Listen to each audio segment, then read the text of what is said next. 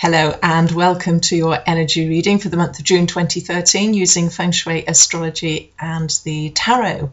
Now, energy-wise in June, we have a solstice. We have a solstice on the 21st of June. And, you know, energy-wise, whenever we've got solstices, there are big changes that happen because we're really moving from season to season.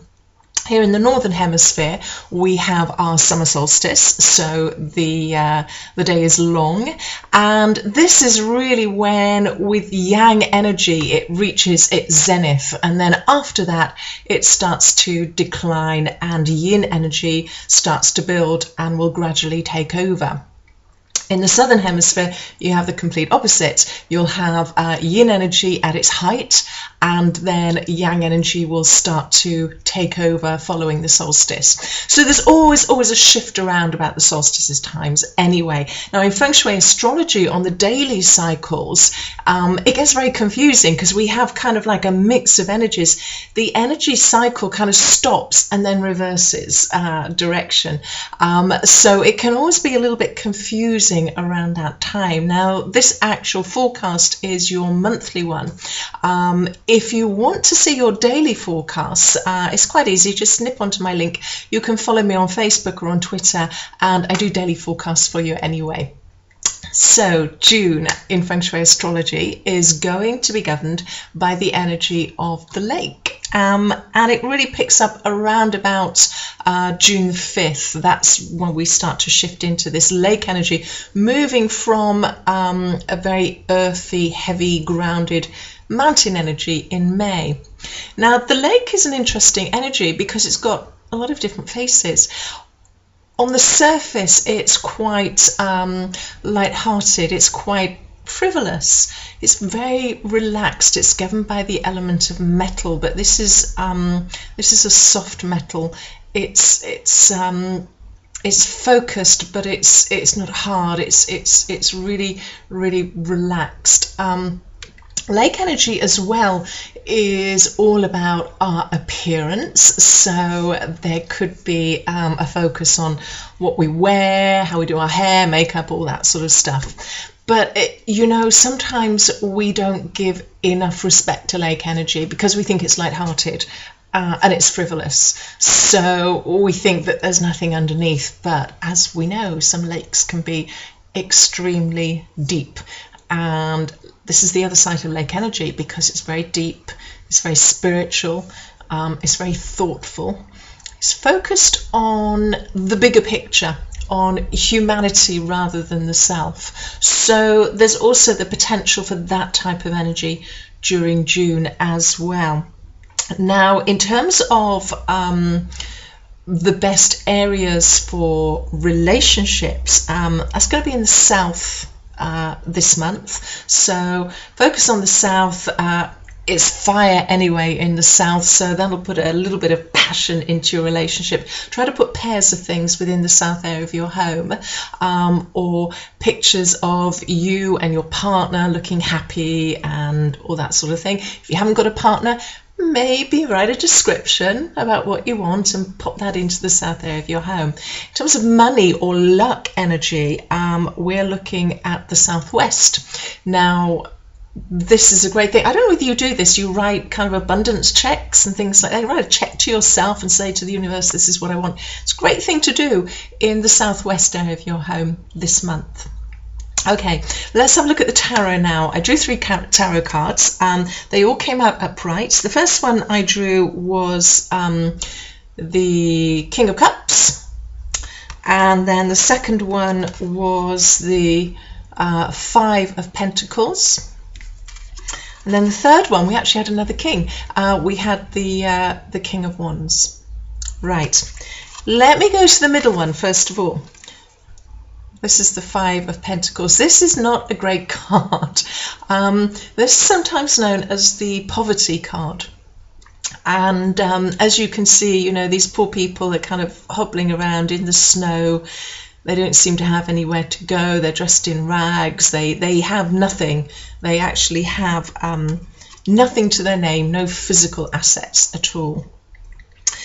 But have a look at it a little bit closer, because they're walking past what looks like a kind of a church with a stained glass window with the 5 pentacles.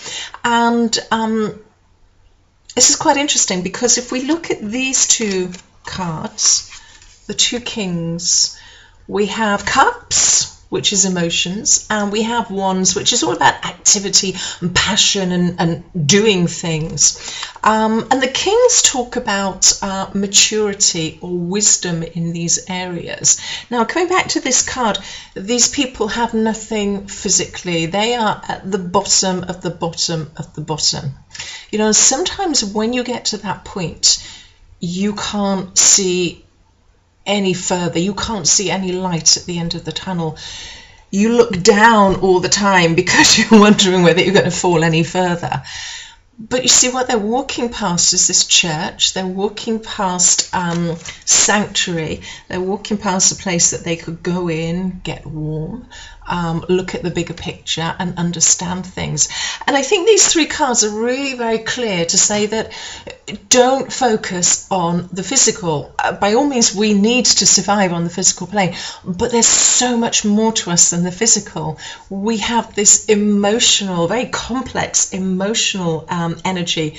We have a mental energy, and we have our spiritual connection, and it's all about getting all of those in balance. So, you know, whenever this card comes up, yeah, it can be bad news and, you know, things are crap and all that sort of stuff, but it can also say to us, well, hang on a minute, your focus is unbalanced. You need to look at other things. You need to get a good balance within your life of the emotional and the mental and the spiritual, as well as the physical. And these 2 kings, the energy of these 2 kings are going to help us do that. Sometimes, you know, court cards, when they come into a reading, can mean individuals.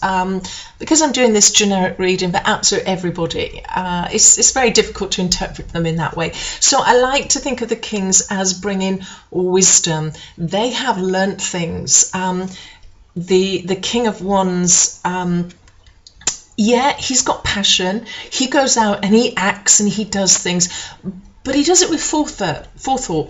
He doesn't do knee-jerk reactions like his son, the Knight. He just thinks things through, and then he focuses his passion and he focuses his energy and gets things done. And then the King of Cups is very much about emotional wisdom and emotional intelligence. And, you know, again, when things look really bad on the physical front, our emotions kind of go out of the window. We get scared, and fear kind of makes us see the world in a completely different way. So it's really just a case of stepping back, recognizing that you have these 4 different areas of you, not just physical, and balancing them. And the lake energy will help us do that. By all means, we've got that fun, light-hearted, frivolous part of it, but there's also this deep, deep reflection part of it as well. We can sit down and we can think things through, and we can work our way through that. So if you are in a situation where things look really, really terrible, really dire, just sit back and don't let your emotions take hold or come from a point of fear.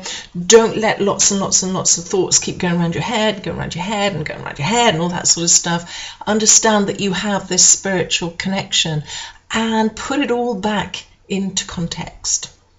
Okay, so that's my energy reading for June. I hope you found it useful. If you want any more information about me and all my links, how you can get hold of me and follow me, jackienotman.co.uk. Have a wonderful June, and I will see you next month.